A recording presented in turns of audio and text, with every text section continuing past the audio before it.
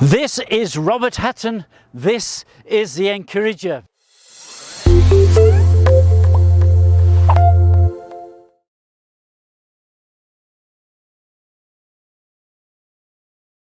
A very good morning to you, dear friends. I'm so pleased that you have tuned in once more and that we can share one another the way that Jesus was going with his disciples and the way that he was bringing salvation for us people here on earth. Yesterday we saw Peter. He had this brilliant revelation, and when Jesus asked, "Who do you think I am?"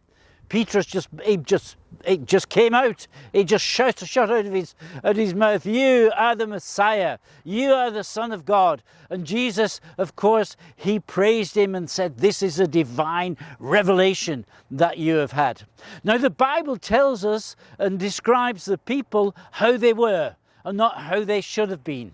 And we see especially Peter, he made many mistakes. He was always putting his foot in it. He was always speaking and maybe thinking later, and he was continually getting it wrong. Maybe he was thinking, but he was always coming to the wrong conclusion. Even at the end, when he denied Jesus, he came to the wrong conclusion. Now, here in the story today, Jesus, for the first time, begins to speak about going to Jerusalem and what that means for him. And he tells them that when he goes to Jerusalem, he'll be taken by the priests and the teachers of the law, the scribes, and he will be given over to the Romans, who will then crucify him. He will die in Jerusalem. He will give his life in Jerusalem.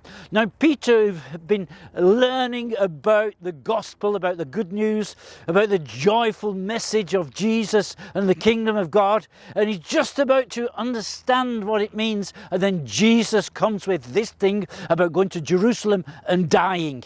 And when Peter hears that, it just doesn't fit together with this good news, what Jesus has been teaching. So he says, "Lord, that's not going to happen. If that is going to happen in Jerusalem, then let's go somewhere else. Let's just avoid that city if it's so dangerous for you. We're not going there."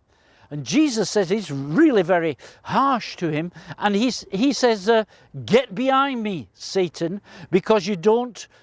You're not saying what is from God, but you're saying what is human wisdom. Get behind me, Satan. That probably shocked Peter, but this was Peter. Peter was always getting it wrong, and Peter couldn't really understand this death, crucifixion, the most horrible of all deaths.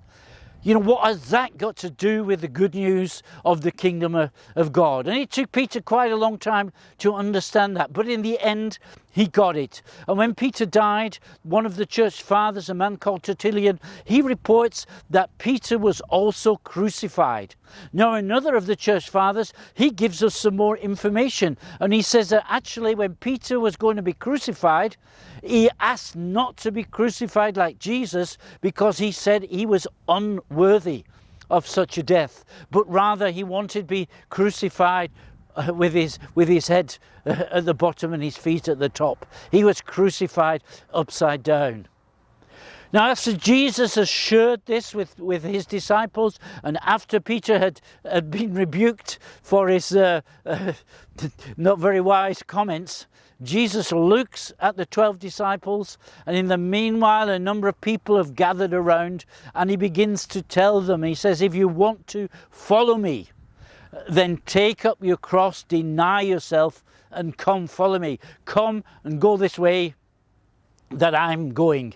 He says, anybody who gains his life in this world will in the end lose it, and anyone who loses his life in this world will in the end, he will gain it. And Jesus will elaborate on these comments in the next few chapters.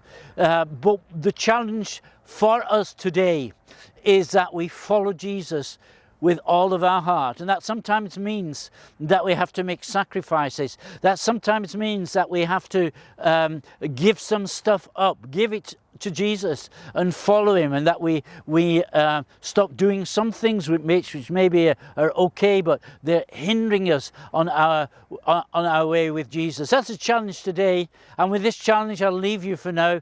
I wish you God's blessing. Have a really good day. You're Robert Hatton, your encourager.